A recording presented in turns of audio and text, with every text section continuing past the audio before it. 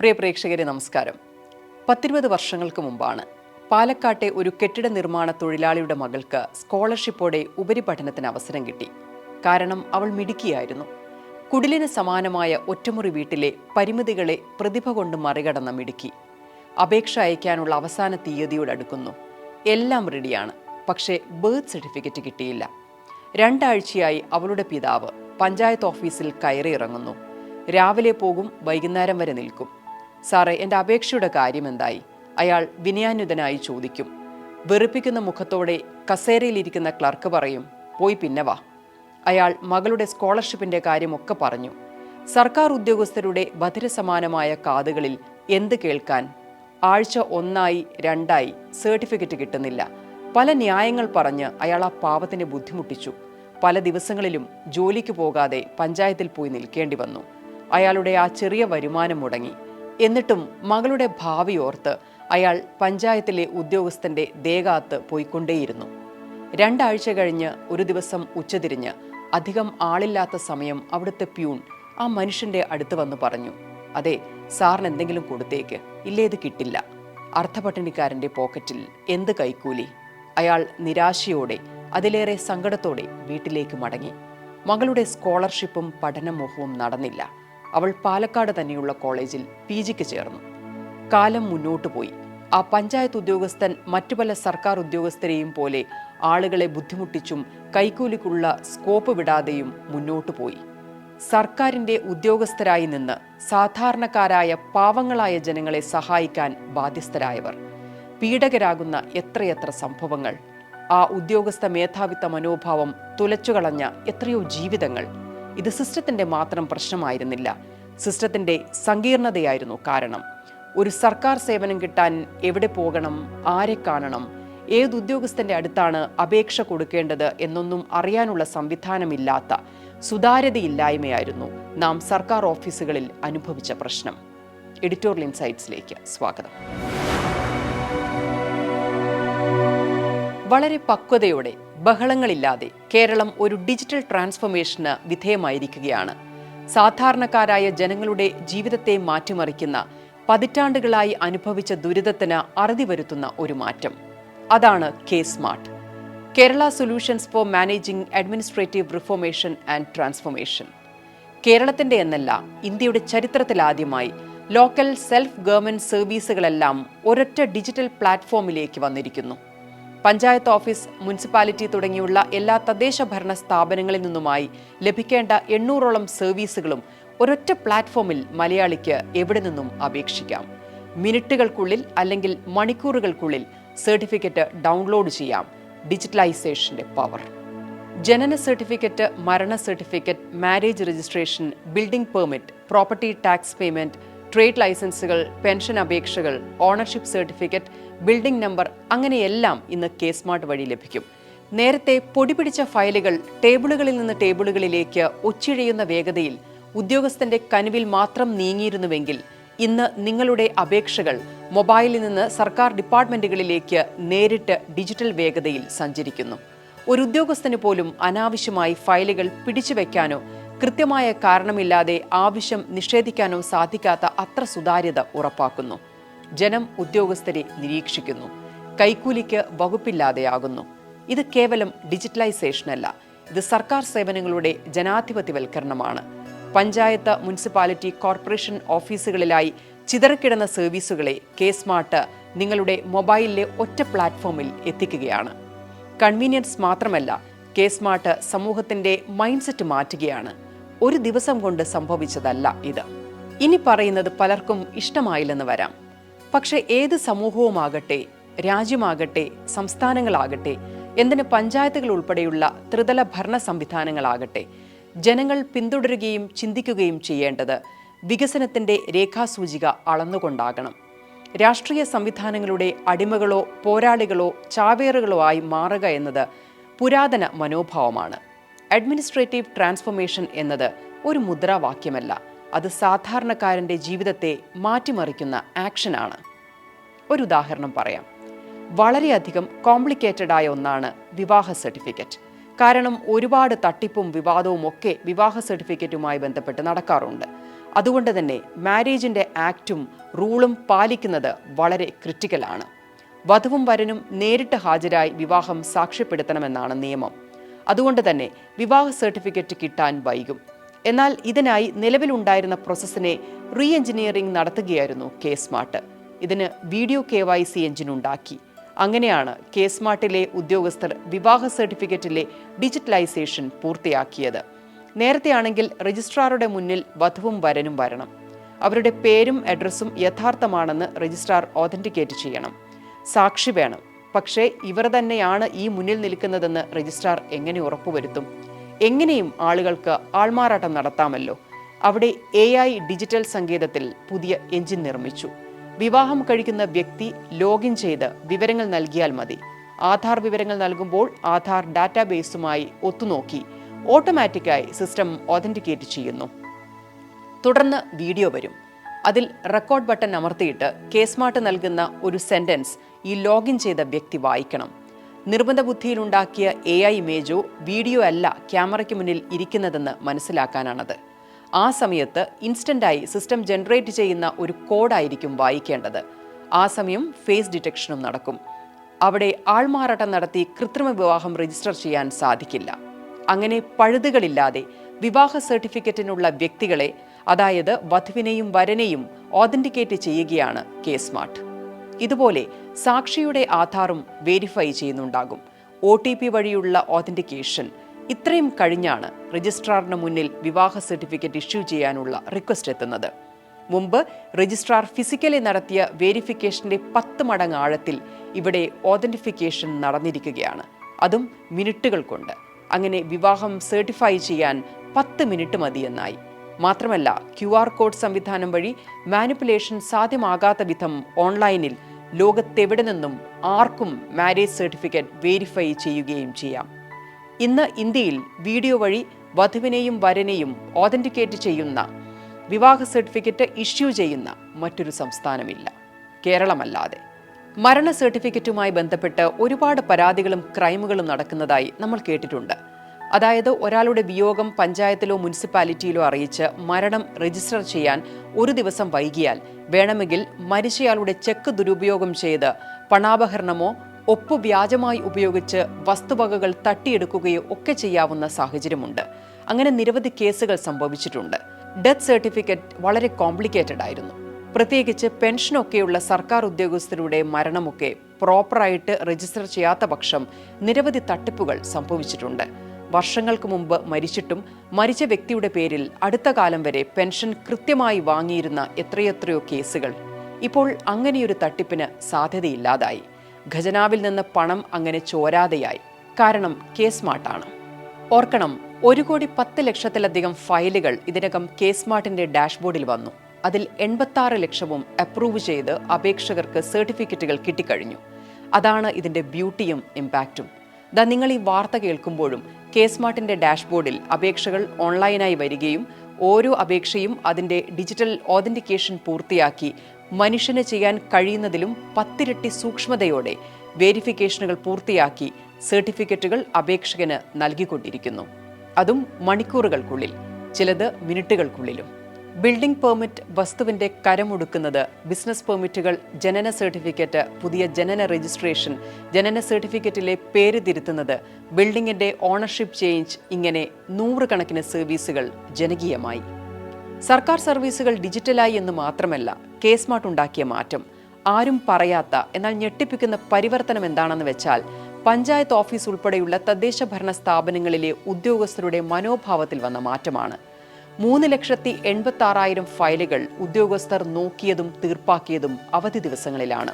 ഓർക്കണം, കൃത്യമായി ഓഫീസിൽ വരികയോ പണിയെടുക്കുകയോ ചെയ്യില്ല എന്ന് ആക്ഷേപമുള്ള ഒരു വിഭാഗം സർക്കാർ ഉദ്യോഗസ്ഥരുള്ള നാട്ടിലാണ് ഒരു പുതിയ സിസ്റ്റം ഞായറാഴ്ചകളിലും മറ്റ് അവധി ദിനങ്ങളിലും അവരെ വർക്ക് ചെയ്യാൻ പ്രേരിപ്പിച്ചതും റിസൾട്ട് ഉണ്ടാക്കിയതും. അതാണ് ഇമ്പാക്റ്റ്. ഡിജിറ്റലൈസ് ചെയ്യുന്ന സിസ്റ്റത്തിന്റെ ഇമ്പാക്റ്റ്. അത്ര ലളിതമായി സർക്കാർ സംവിധാനത്തെ കെ-സ്മാർട്ട് മാറ്റിയിരിക്കുന്നു.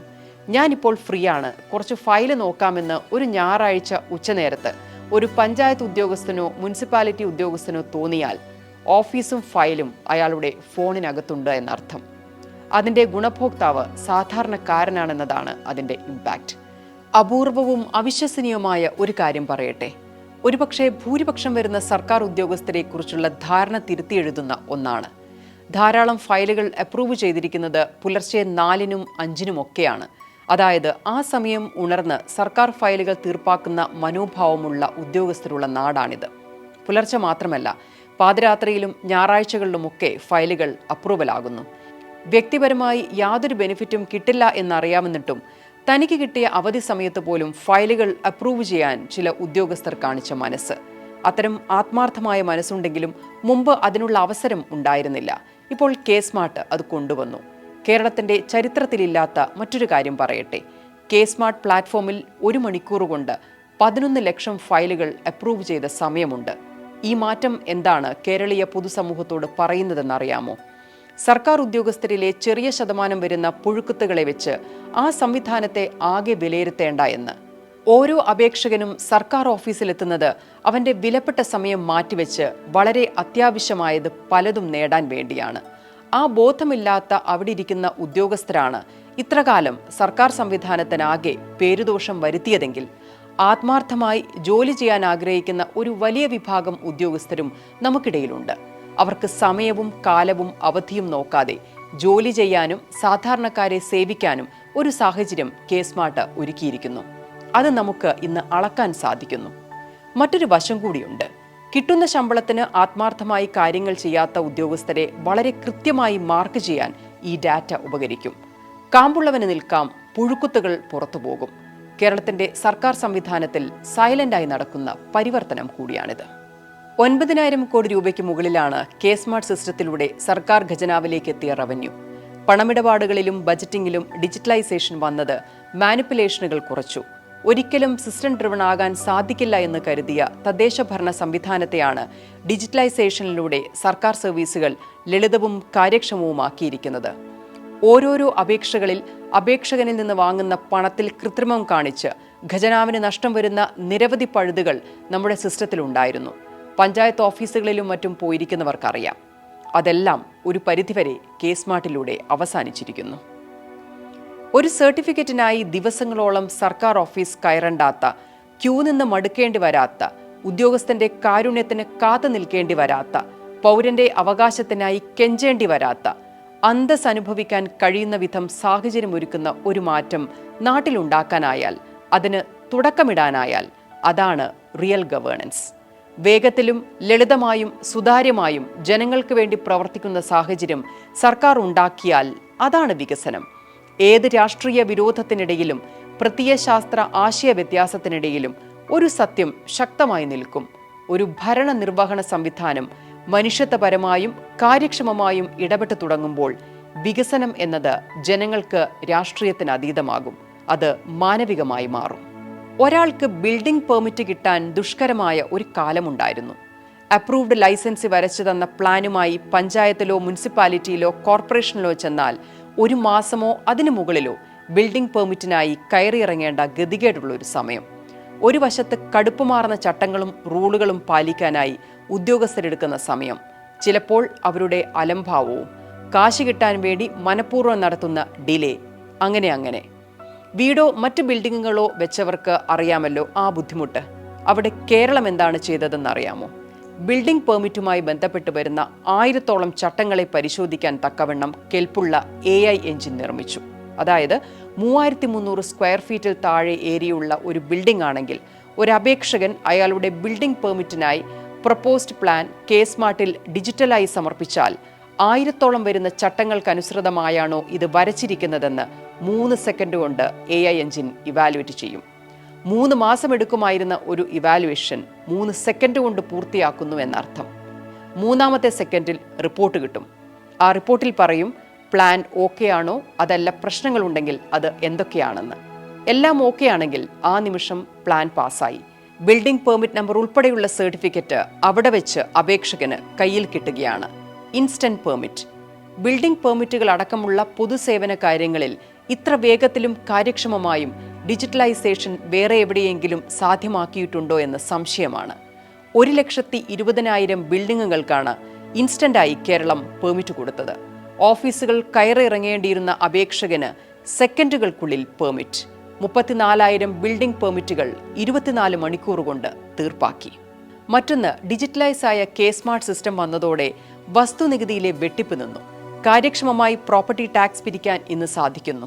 ഒരു മിനിറ്റിൽ 8,000 ബർത്ത് സർട്ടിഫിക്കറ്റുകൾ ഇഷ്യൂ ചെയ്യാൻ ഒരു സർക്കാർ സംവിധാനത്തിന് കഴിയുമെന്ന് കേരളം കാണിച്ചു കൊടുക്കുന്നു.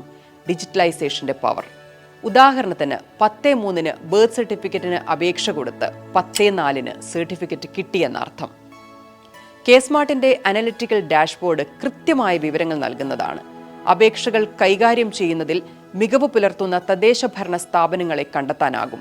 മികച്ച സേവനങ്ങൾ വേഗത്തിലും കാര്യക്ഷമമായും ചെയ്യുന്ന സെക്ടറുകളെ ഐഡന്റിഫൈ ചെയ്യാനാകും. ചുരുക്കത്തിൽ, അക്കൗണ്ടബിലിറ്റി ഇല്ലാതിരുന്ന സർക്കാർ സംവിധാനത്തിന് കൃത്യമായ അക്കൗണ്ടബിലിറ്റി കൊണ്ടുവന്നു. സർക്കാർ ഉദ്യോഗസ്ഥരുടെ കാര്യക്ഷമത ഓഡിറ്റ് ചെയ്യപ്പെടുന്നു.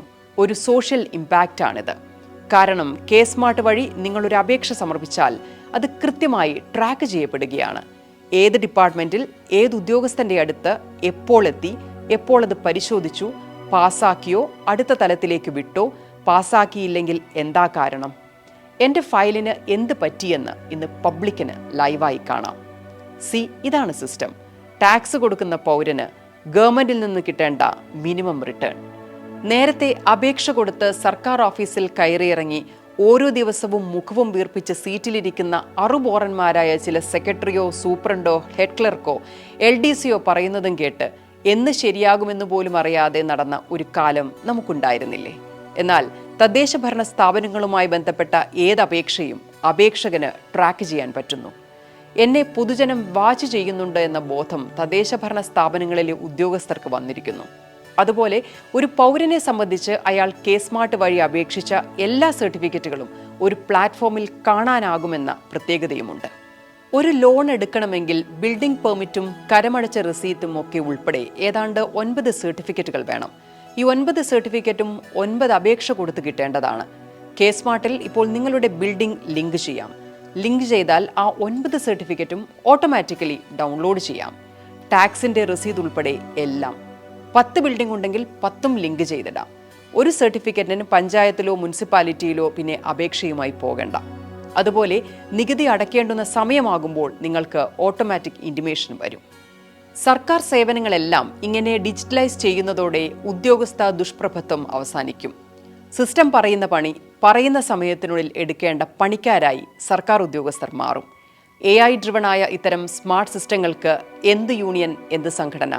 സ്വാതന്ത്ര്യം നേടിയതു മുതൽ മലയാളികൾ ശീലിച്ച സർക്കാർ സംവിധാനങ്ങളുടെ മടുപ്പും ഉദ്യോഗസ്ഥരുടെ അഹന്തയും അവസാനിക്കുകയാണ്. കെ-സ്മാർട്ട് ഒരു തുടക്കമാണ്. നല്ല ഭരണനിർവഹണത്തിനുള്ള കേരളത്തിൻ്റെ തുടക്കം. അതൊരു മാതൃകയായി പടരും. കാരണം ഡിജിറ്റൽ ആകുന്തോറും പൗരബോധം കൂടും, അവകാശം തിരിച്ചറിയും, പിന്തിരിപ്പന്മാർ ഒറ്റപ്പെടും. സർക്കാർ സംവിധാനമാകെ രാഷ്ട്രീയത്തിന് അതീതമാകും. സാധാരണക്കാരന് വേണ്ടിയാണെങ്കിലും അങ്ങനെ ആകട്ടെ എന്ന് ആശിക്കുന്നു. കെ-സ്മാർട്ട് കാണുമ്പോൾ ആ ആശ വെറുതെയല്ലെന്ന് ബോധ്യമാകും. ഇൻഫർമേഷൻ കേരള മിഷനിലെ ചുറുചുറുക്കായ ഉദ്യോഗസ്ഥരുടെ സ്വന്തം പ്രൊഡക്റ്റാണ് കെ-സ്മാർട്ട്. അതിൻ്റെ ടെക്നോളജിയും ഫ്രണ്ട്-എൻഡും യൂസർ എക്സ്പീരിയൻസും ഒക്കെയായി 100% ഇൻഹൗസായി കേരളമുണ്ടാക്കിയ ഡിജിറ്റൽ സർവീസ് പ്ലാറ്റ്ഫോമാണിത്. ത്രിതല ഭരണ സംവിധാനത്തിൽ 100% പേപ്പർ രഹിത സർക്കാർ സേവനം എന്ന് ആർക്കെങ്കിലും അവകാശപ്പെടാനാകുന്നുണ്ടെങ്കിൽ അത് കേരളത്തിനാണ് ഇന്ന്. സംസ്ഥാനത്തെ പഞ്ചായത്ത്, മുനിസിപ്പാലിറ്റി, കോർപ്പറേഷൻ സംവിധാനങ്ങളിലായി 800-ലധികം സേവനങ്ങളാണ് പൗരന്മാർക്ക് ലഭിക്കുന്നത്. ഈ സർവീസുകളെല്ലാം ഇന്ന് പേപ്പർലെസ് ആണ്, ഡിജിറ്റലായിരിക്കുന്നു എന്നർത്ഥം. അതിന് സഹായിക്കുന്നത് ഗോൾഡ് സ്റ്റാൻഡേർഡിൽ തയ്യാറാക്കിയ ഇൻ്റഗ്രേറ്റഡ് സോഫ്റ്റ്വെയർ സംവിധാനവും ഒറ്റ പ്ലാറ്റ്ഫോമിലെ 17 മോഡ്യൂളുകൾ, ഒരൊറ്റ ലോഗിൻ ചെയ്തുകൊണ്ട് എല്ലാ സർവീസുകളിലേക്കും കടക്കാമെന്ന അപൂർവത. ഒരു കുഞ്ഞ് ജനിച്ചാൽ 24 മണിക്കൂറിനുള്ളിൽ ആ കുഞ്ഞിൻ്റെ ബർത്ത് സർട്ടിഫിക്കറ്റ് മാതാപിതാക്കളുടെ കൈകളിലെത്തുന്ന മനോഹാരിത. ഞാൻ നിൽക്കുന്നത് പോസിറ്റീവായി മുന്നോട്ട് ചിന്തിക്കാൻ കഴിയുന്ന നാളേക്കുള്ള നമ്മുടെ സാധ്യതകളെക്കുറിച്ച് സംസാരിക്കാനാണ്. മാനവരാശിക്ക് മുന്നേറാൻ കഴിയും വിധം ടെക്നോളജിയെ ഉപയോഗപ്പെടുത്തുന്നവരെ നമുക്ക് കാണാതിരിക്കാനാകില്ല. പതിറ്റാണ്ടുകളായി ഇല്ലാത്ത മാറ്റം മനുഷ്യജീവിതത്തിൽ കൊണ്ടുവരാനാകുന്ന ഇനീഷ്യേറ്റീവുകളെക്കുറിച്ച് നമുക്ക് സംസാരിക്കാം. അവിടെ രാഷ്ട്രീയം തിരയേണ്ടതില്ല. കാരണം രാഷ്ട്രീയത്തിൻ്റെ ചാപ്പകുത്തി ജനിച്ചവരല്ല നമ്മളാരും. രാഷ്ട്രീയമെന്നാൽ നാടിനെ സംബന്ധിച്ചത് എന്നാണ് അർത്ഥമെങ്കിൽ നാം സംസാരിക്കേണ്ടത് നാടിൻ്റെ മാറ്റത്തെക്കുറിച്ചും വികസനത്തെക്കുറിച്ചുമല്ലേ? എന്താണ് നിങ്ങളുടെ അഭിപ്രായം? Thank you for watching channeliam.com. Editorial ഇൻസൈറ്റ്സിലേക്കുള്ള നിങ്ങളുടെ അഭിപ്രായങ്ങൾ അറിയിക്കുക. സ്റ്റാർട്ടപ്പ്, ഇന്നൊവേഷൻ, ടെക്നോളജി വാർത്തകൾക്കായി channeliam.com സബ്സ്ക്രൈബ് ചെയ്യുക.